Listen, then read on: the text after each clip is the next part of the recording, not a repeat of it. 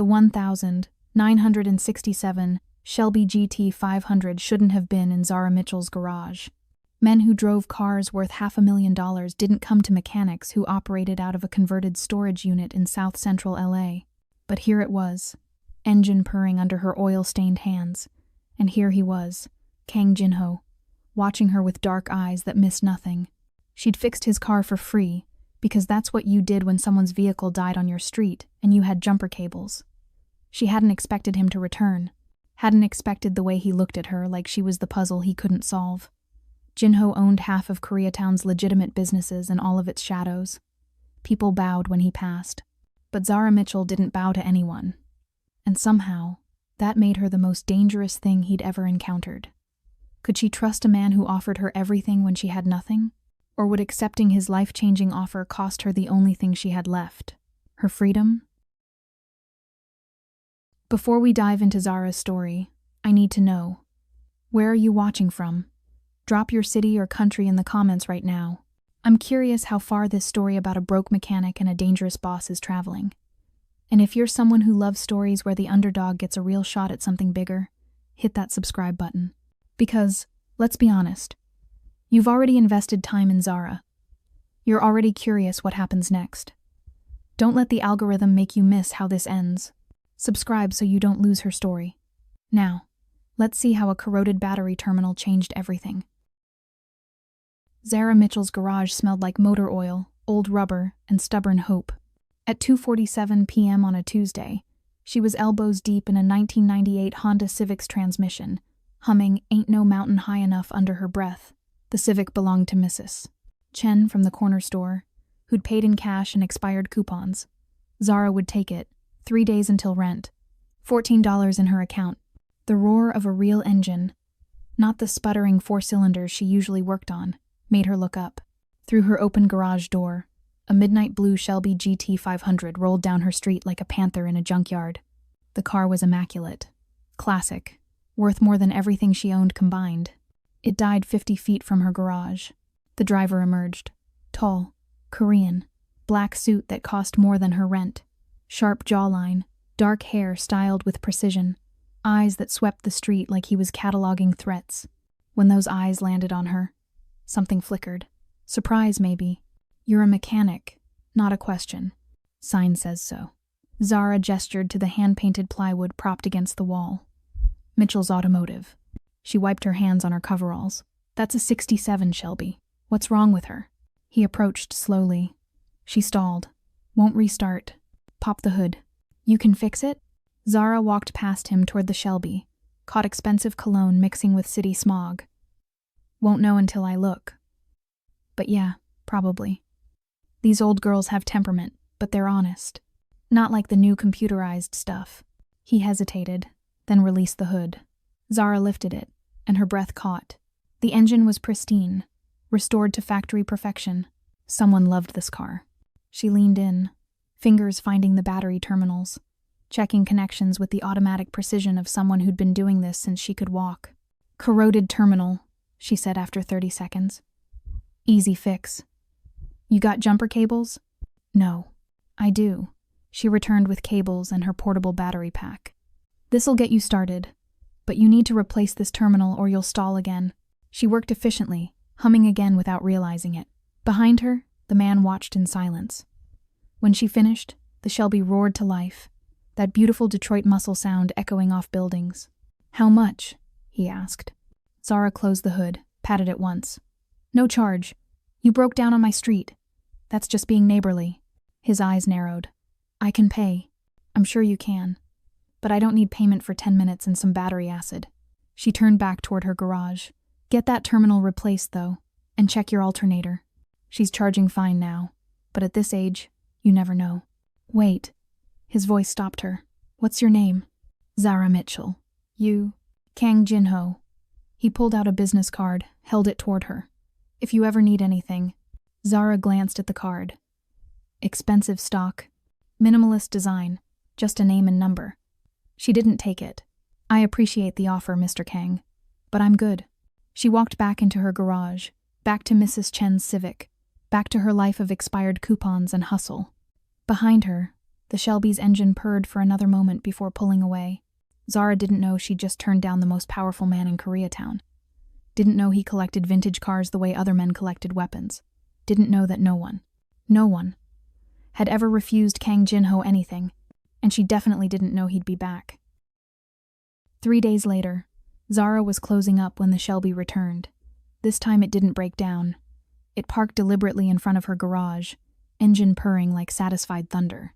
Kang Jinho emerged wearing jeans and a black t-shirt that somehow looked more expensive than his suit. He carried a white box. "Mr. Kang." Zara set down her toolbox. "Terminal acting up again?" "The terminal is perfect. You were right about the alternator, though."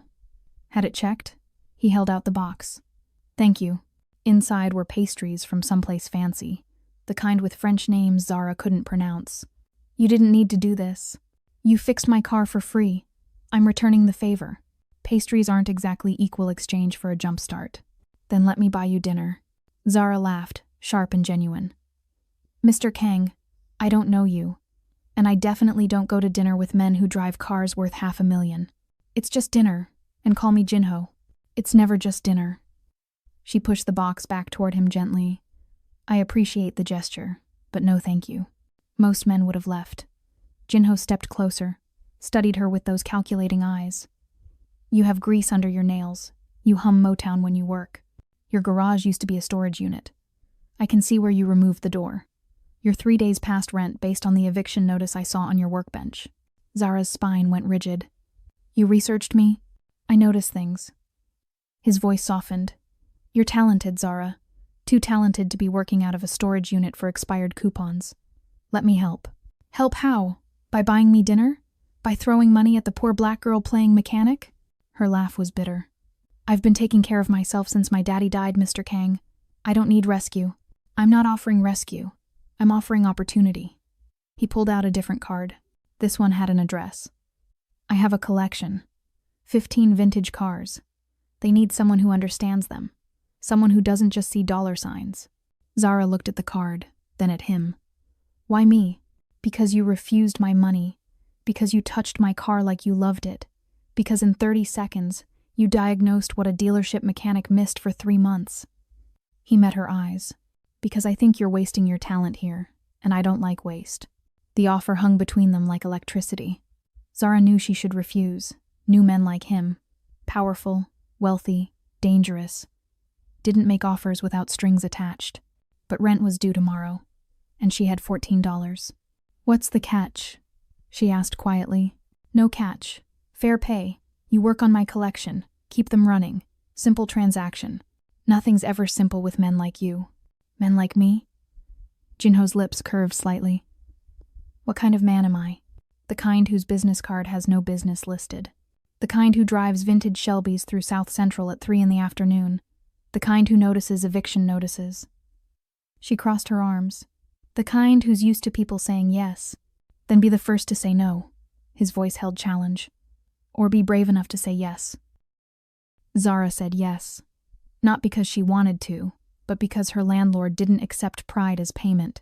Jinho's address led to a warehouse in an industrial part of Koreatown. Nothing marked it as special, just another gray building with steel doors. But when those doors opened, Zara forgot how to breathe. 15 cars. Not just vintage. Legendary.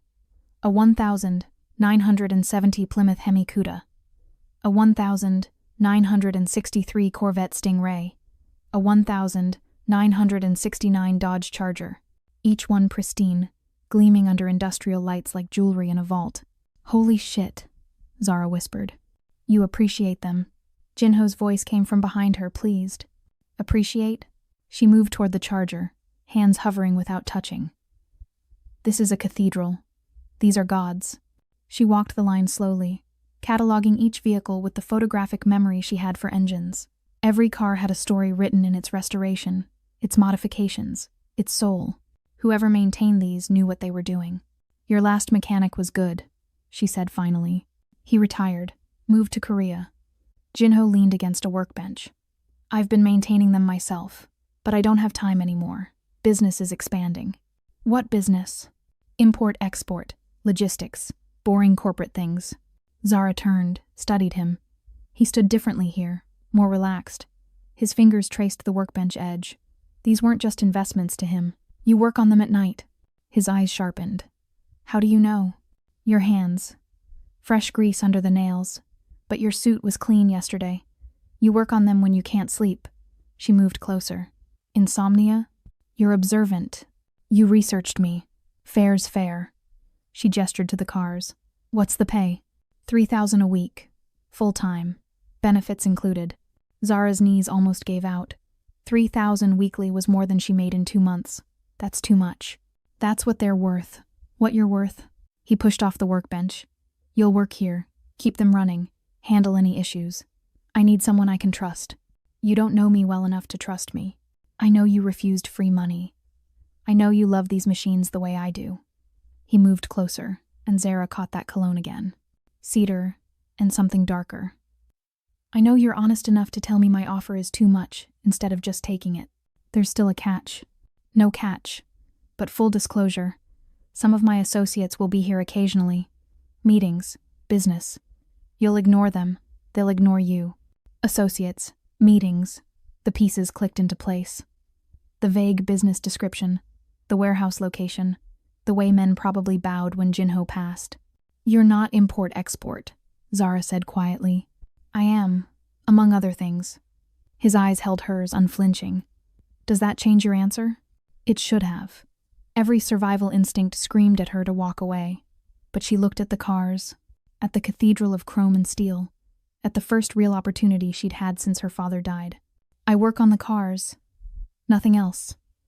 I don't see anything, don't hear anything, don't get involved in your other things. Agreed. And I can leave whenever I want.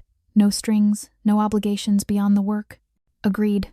Jinho extended his hand. Do we have a deal, Zara Mitchell? She looked at his hand, at the offer that would change everything, at the dangerous man who somehow saw her worth. Zara just shook hands with a man whose warehouse holds more secrets than vintage engines. She knows it. You know it. But here's the thing. Most of you watching right now haven't subscribed yet. You're invested enough to watch this far, but not committed enough to make sure you see what happens when those secrets come out. That's wild to me. You're literally 3 chapters deep into Zara's life, but you're okay with possibly never knowing if this decision destroys her or saves her? Subscribe, because Zara's taking a risk on Jinho, and I need you to take a risk on this channel. Hit that button. Let's see what she finds in that warehouse. Zara's first week in the warehouse was heaven. She arrived at 8, left at 5, and spent every hour with machines that purred under her touch. The Hemi Cuda needed carburetor adjustment. The Corvette had a timing issue. The Charger was perfect, but she serviced it anyway, humming Temptations while elbow-deep in American Muscle. Jinho appeared sporadically. Morning check-ins, afternoon observations, always watching her work with intensity that made her skin warm. He never interfered, just observed, like he was memorizing the way she moved. On day 8, everything changed. Zara was under the '69 Mustang Boss 429 when she heard voices. Korean, rapid fire, angry. She froze, remembering her agreement. Don't see anything, don't hear anything. The shipment's late. That was Jinho, voice cold as winter. 3 days late. Do you know what that costs me? A man responded in Korean, defensive. Zara didn't speak the language, but she understood fear. English, Jinho commanded. We have company. Shit. Zara slid out from under the Mustang, wiping her hands. 3 men stood near the entrance. Jinho, and 2 others in suits. One looked terrified. The other looked calculating. Eyes sliding over Zara with assessment that made her spine straighten. The mechanic, calculating man, said, accent thick. This is your new hire? This is Zara. She works on the cars. Jinho's tone brooked no discussion. Zara, back to work. But calculating man stepped closer. She's heard too much already. You trust her? Completely. Based on what? A week? He switched to Korean, something sharp and questioning. Jinho's response was a single word, lethal and final. The man stepped back. Zara had been in enough tight situations to know when violence hung in the air. Her father had taught her, stay calm, stay smart, stay breathing. She met Jinho's eyes. The Mustang needs an oil change. Should I continue, or come back later? Continue. His voice softened marginally. These gentlemen are leaving.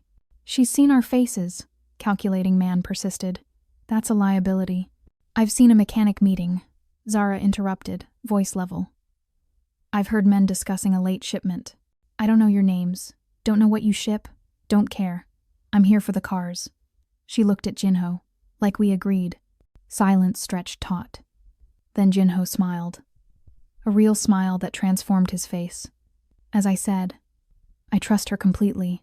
He switched to Korean, tone dismissive. The men left, calculating man throwing one last look over his shoulder. When the door closed, Zara released her breath. I apologize, Jinho said quietly. That won't happen again. Your associate wanted to kill me. Not a question. He wanted to eliminate a perceived threat. I explained you weren't one. He moved closer. You handled that well. My daddy taught me how to de-escalate. Mechanic shops attract all types. She returned to the Mustang, but her hands shook slightly. Is this going to be a regular thing? No. I'll ensure meetings happen after hours. He crouched beside her, and she smelled cedar cologne mixed with tension. You're safe here, Zara. I promise you that. Promises are cheap. Then let me prove it. His eyes held something fierce, protective. No one touches you. No one threatens you. You have my word. Zara wanted to believe him. Terrifyingly, she did. Zara started staying late, not because Jinho asked, but because the warehouse felt safer than her apartment, where every sound made her jump after the calculating man incident. 3 weeks in, and she'd fallen in love. With the cars, with the work, with the peace she found under hoods and inside engines. She was installing a new fuel pump in the '63 Corvette at 11 p.m. when she heard the door open. Her body tensed until Jinho's voice called out, "It's me." He appeared in jeans and a hoodie, looking younger, less dangerous. In his hands, takeout bags from a Korean restaurant. You're here late, he observed. Could say the same. Zara wiped her hands. Couldn't sleep? Never can. He set the bags on the workbench. Have you eaten? Define eaten. That's a no. He started unpacking containers. Galbi, kimchi, fried rice, banchan. Come, eat. I'm covered in grease. There's a sink, he gestured. And I've seen worse. I work on these cars too, remember? Zara washed up, joined him at the workbench. The food smelled incredible. You didn't have to do this. You've been here until midnight 3 times this week. Someone needs to make sure you eat. He handed her chopsticks. Do you know how to use these? My best friend in high school was Vietnamese. I can manage. She picked up a piece of galbi, and flavor exploded in her mouth. Oh my God. Jinho's smile was soft. Good? Criminal. This should be illegal. She caught herself. Poor choice of words. He laughed. A real laugh that made him look completely different. I'll forgive you this once. They ate in comfortable silence. Zara watched him from the corner of her eye, saw how he relaxed here among the cars. This was his real self, she realized. Not the cold businessman or the dangerous gangster, but this. A man who loved machines and couldn't sleep and brought food to his mechanic at midnight. Why cars? She asked suddenly. Jinho considered while chewing. My father had a 1970 Chevelle. Kept it in pristine condition, never drove it. Just polished it every Sunday. His voice went distant. When I was 8, I asked why. He said some things are too valuable to risk. I decided that was stupid. So you collect cars you actually drive. I collect cars I actually love. His eyes met hers. What's the point of having something beautiful if you're too afraid to touch it? The words hung between them, heavy with meaning. Zara's pulse kicked up. Your turn, Jinho said. Why mechanics? My daddy owned a shop, taught me everything. How to listen to engines, how to feel what's wrong, how to fix things everyone else gave up on. Her throat tightened. He died under a car. Faulty Jack. I found him. Jinho's hand covered hers on the workbench, warm and solid. I'm sorry. I almost quit after. Couldn't touch tools for months. But then I realized he'd hate that. He'd hate me wasting the gift he gave me because I was scared. She turned her hand over, laced their fingers together without thinking. So I kept going, even when it was hard, even when I was working out of a storage unit for expired coupons. You're remarkable, Jinho said quietly. I'm stubborn. Same thing. His thumb traced circles on her palm. Zara, about what happened with. Don't. She squeezed his hand. I'm still here. That's my answer. Something shifted in his expression. Gratitude, wonder, want. The compartment in the '69 Charger shouldn't have existed. Zara found it while replacing the exhaust system. A false panel in the trunk, expertly hidden, professionally installed. She stared at it for a full minute before opening it. Inside, vacuum-sealed packages, white powder in careful quantities. Her stomach dropped. Find something interesting? Jinho's voice made her spin around. He stood 10 feet away, expression unreadable. Not surprised, not panicked, just watching. You're using them, Zara said, voice flat. The cars. You're using them to move drugs. Among other things. He moved closer, slow and deliberate. Did you think I kept 15 vintage cars just for pleasure? I thought. She couldn't finish. Couldn't articulate the fantasy she'd built where his illegal business was vague and distant, where the cars were innocent. You thought what? That I was a legitimate businessman who just happened to have dangerous associates? His voice was gentle, almost pitying.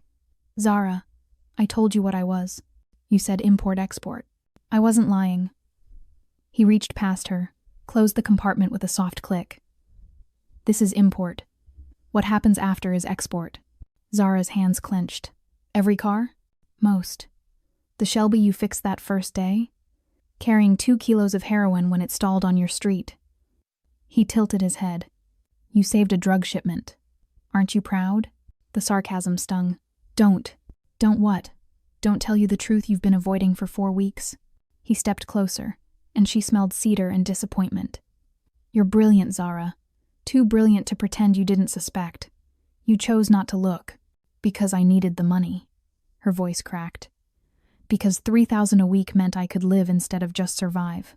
Because you wanted to believe I was something I'm not. Jinho's hand cupped her face, thumb brushing her cheekbone.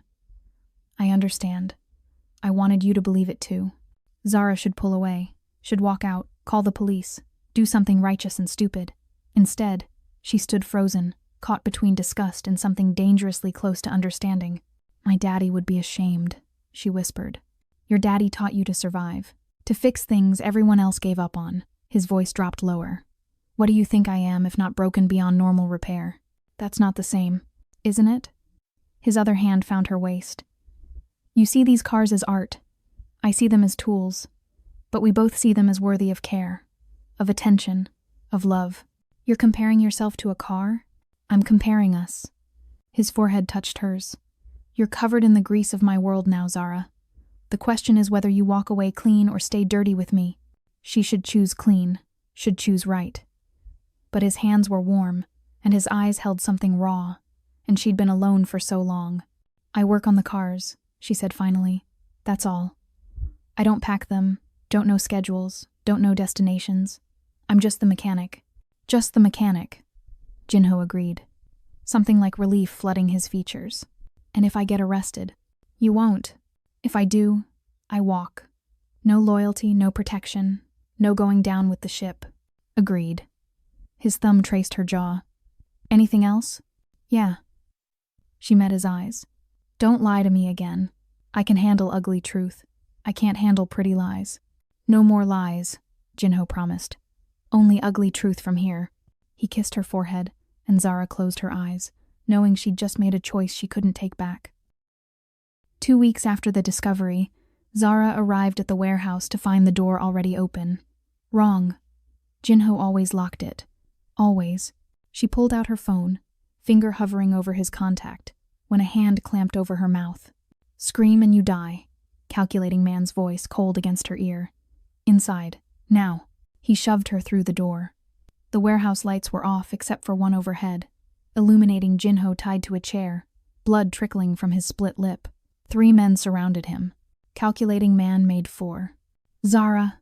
Jinho's voice was steady despite the blood. Run. She stays. Calculating man pushed her forward. She's leverage. Funny how the untouchable Kang Jinho has a weakness now.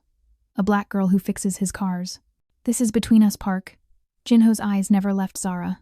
Let her go. Between us? Park laughed. You've been cutting me out of deals for months, reducing my percentage. All because you're going soft. He grabbed Zara's arm, yanked her toward Jinho. Because of her. Zara's mind raced. 4 men, 1 gun visible on Park's hip. Jinho tied. Her, unarmed. The cars surrounding them like silent witnesses. I don't know what's happening, she said carefully. I just work on the cars. You think I'm stupid? Park pulled the gun, pressed it against her temple. Cold metal. You know everything. You see everything. You're his weakness. Jinho's composure cracked. Park, don't. I'll give you whatever you want. Double percentage. Full partnership. Just let her go. I don't want partnership. Park's breath was hot on Zara's neck. I want your empire. And I'm going to take it by taking everything you love. Time slowed. Zara saw Jinho's face. Saw genuine fear there for the first time. Saw him willing to give up everything. For her daddy's voice echoed. Stay calm, stay smart. Stay breathing. The Hemi Cuda, Zara blurted. There's 50 kilos in the Cuda. Hidden compartment in the engine block. New design. No one knows but me and Jinho. Park's grip loosened slightly. You're lying. Check it. I built the compartment 3 days ago. 50 kilos. Pure. Street value. What? 3 million? She forced herself to meet Park's eyes. You kill me. You'll never find it. The compartment's invisible unless you know exactly where to look. Show me. Untee him first. Park laughed. Not happening. Then I'm useless to you dead. Zara's voice steadied. You want the drugs? You want leverage over Jinho? Untie him. Let us both walk, and I'll tell you where it is. Or I torture it out of you. Torture takes time. Your men are nervous. I can see it. They know Jinho's people will come eventually. Clock's ticking. She tilted her head. Make the smart play. Silence stretched. Then Park lowered the gun. Show me the compartment. He stays tied. You try anything, I shoot you both. Zara walked to the Cuda on shaking legs. There was no compartment. No 50 kilos. Just a desperate bluff. She opened the hood, leaned in, made a show of examining. It's held by 6 screws, specific pattern. She grabbed a wrench. Step closer. You'll need to see this. Park leaned in beside her, gun lowered slightly, focused on the engine. Zara swung the wrench with everything she had. It connected with his temple with a sickening crack. Park dropped. His men shouted, reached for weapons. But Zara was already grabbing the gun, pointing it with hands that remembered her daddy teaching her to shoot at 14. Don't move. Her voice didn't shake. Untee him. Now. The men looked at their unconscious boss, at the woman who'd just dropped him, at Jinho who was smiling through blood. I'd listen to her, Jinho said calmly. She's remarkably good under pressure. Zara just dropped a man with a wrench and held a gun on 3 others to save Jinho's life. This woman who started with $14 and a storage unit garage just became the most dangerous person in that warehouse. And some of you are watching this, heart racing, completely hooked, but still haven't subscribed. You've watched Zara go from fixing a stalled Shelby to holding armed men at gunpoint, and you're still on the fence about following her story? Really? Here's the truth. If you've made it this far, if you care whether Zara and Jinho survive what comes next, you need to subscribe. Because the aftermath of what just happened, it's going to change everything. Don't miss it because you were too lazy to click a button. Subscribe right now. Let's see what happens when the adrenaline fades. Jinho's men arrived within minutes. Summoned by silent alarm he'd triggered before Park tied him up. They took Park and his crew away. Zara didn't ask where, didn't want to know. She sat on the warehouse floor, back against the charger, hands still shaking. The gun lay beside her. Safety on. Jinho crouched in front of her, blood cleaned from his face, eyes searching hers. You saved my life, he said quietly. You were going to give him everything, for me. Her voice sounded distant. Wrong. Your empire. Everything you built. Yes. Why? Because empires can be rebuilt. His hand cupped her face. You can't. Zara's eyes burned. This is insane. We've known each other 6 weeks. You can't. You can't just... Can't what? Care whether you live or die? His thumb brushed her cheekbone. Too late. Jinho. I'm in love with you. The words fell between them like stones into still water. I've been in love with you since you refused my money and called me Mr. Kang like I was just another customer. Since you hummed Motown over my engines. Since you looked at my cars like they were holy. His voice dropped. Since you stayed after learning the truth. Since you just dropped a man twice your size to save me. Tears tracked down Zara's face. You can't love me. I'm a mechanic from South Central who fixes cars for expired coupons. You're the woman who sees value in broken things, who stays when anyone sensible would run, who swings wrenches at armed men because staying calm and staying smart means staying breathing. He leaned closer. You're extraordinary, Zara, and I'm completely gone for you. I'm covered in your world now. You said it yourself. I'm dirty. Then be dirty with me. His forehead touched hers. Be dirty and alive in mine. This is crazy. I know. People want you dead. Want me dead now, probably. I know. Your life is dangerous and illegal and wrong. I know. His hands framed her face. Tell me you don't feel this. Tell me I'm alone in this, and I'll let you walk away. Set you up somewhere safe. Somewhere. Parks people will never find you. New city, new life, new everything. His eyes held hers. Tell me you don't love me back, and I'll let you go. Zara should say it. Should take the out he was offering.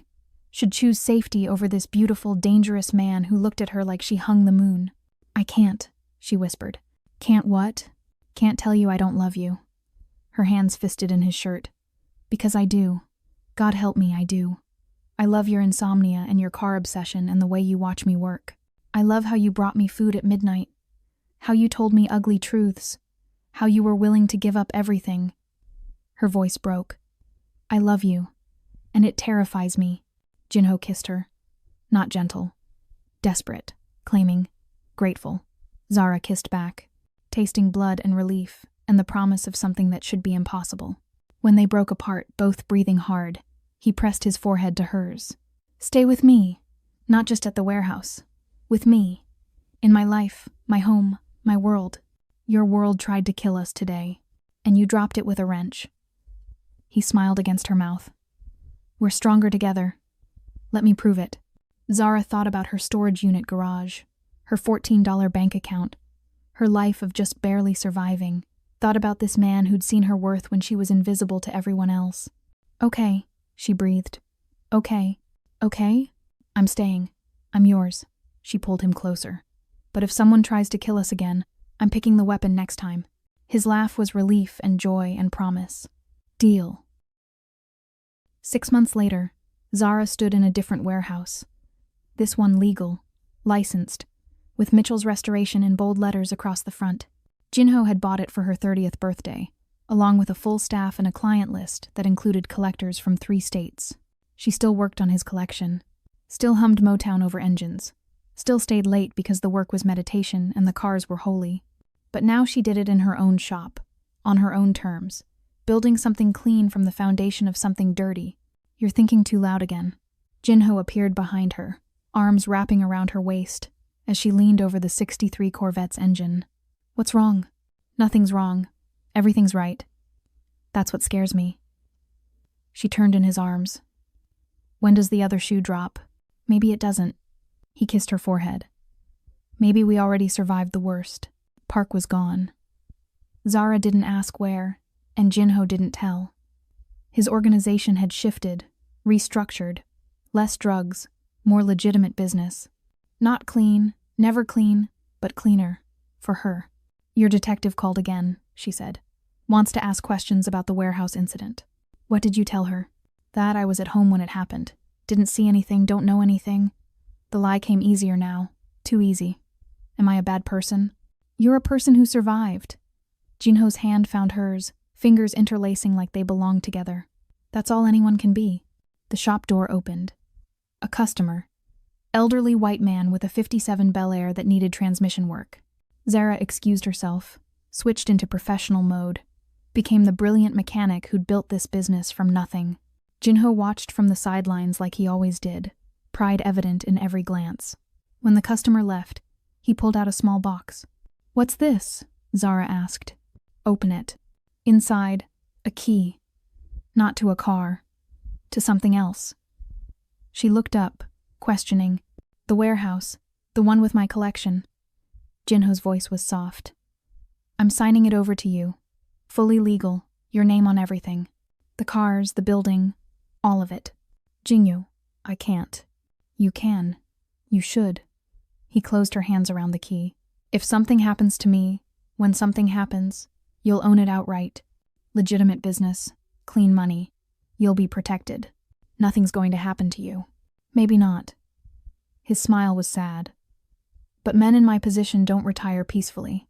I want you safe. I want you set up. I want you to have something that's yours, built on your talent, not my money.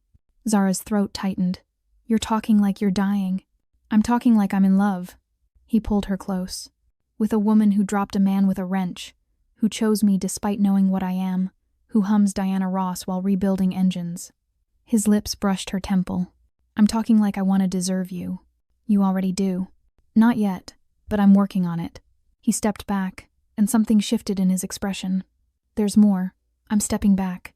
From the organization, from the illegal work. Transitioning everything to legitimate operations over the next year. Zara's breath caught.